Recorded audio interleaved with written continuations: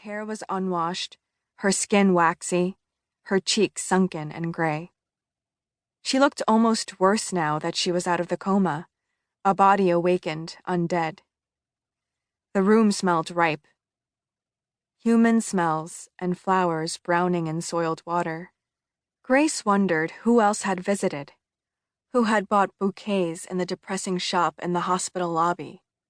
It seemed there should be more of them. She was suddenly aware of the bareness of the room, and knew that if she were unconscious for a week, she'd want to wake up to a jungle, a sign of her many well-wishers, the people in her life who cared about her and wanted her to pull through. That seemed like the only upside to getting shot. It was a way to fulfill the fantasy of viewing your own funeral. How devastating to return from the verge of death and be disappointed. Grace hadn't visited in 2 days.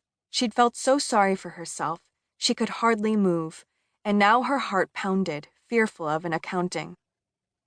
Even Miriam had managed to come every day and sit with her father. Paul, solemnly dutiful, had spent the whole week on the hospital grounds, leaving only to sleep. Grace wondered how he was coping, tried to picture him alone in their empty house. Did he sleep in his bed? Did he wish Grace were home? He said nothing, and she felt spared by his silence. It was morning, the start of visiting hours, and Yvonne was waking up again, now from a less perilous sleep. She gazed weakly at her family gathered around her, and Grace found herself staring at the pillow behind her mother's head. She was terrified, suddenly, of being alone with Yvonne, of what they would and wouldn't say. Miriam spoke first. "Amma," she said. Her voice broke on the word. It was her first time addressing their mother in 2 years. Yvonne's mouth opened. Her lips made a parched sound as they parted. She swallowed, and when she spoke, her voice was faint and tremulous. She looked at her prodigal daughter, beautiful and beloved, and said, "You came." How many times had Grace prayed for this reunion? For 2 years, their rift had been her primary source of anxiety and grief. It was easy to imagine that their reconciliation would make her life whole, that things would go back to normal, the wound closed up, the scar faint and easily forgotten. But it was all wrong now. Her mother, whose known totality she'd taken for granted, was a murderer who'd nearly been murdered by some wild adventure. Grace had made a fool of herself before an unsympathetic world, and these three, her own family. These past 2 years, Grace had seen herself as their cornerstone, the only one caring and brave enough to keep them together.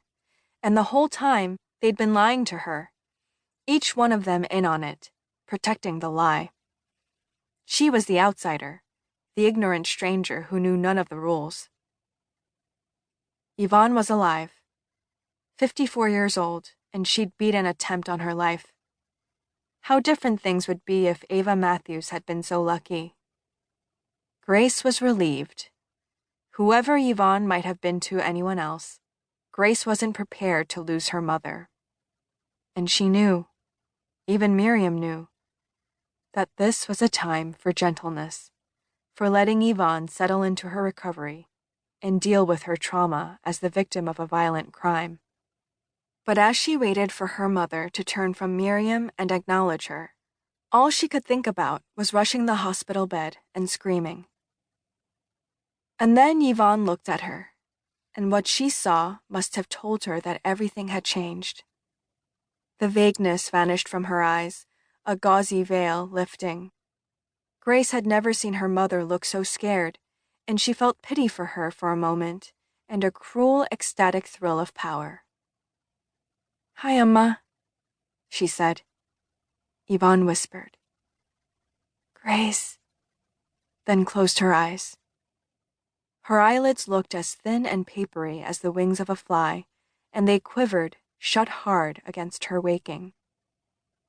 She kept them closed for several minutes, and Grace wasn't sure if she'd drifted off again, or if she was only pretending. Paul cleared his throat. A phlegmy old man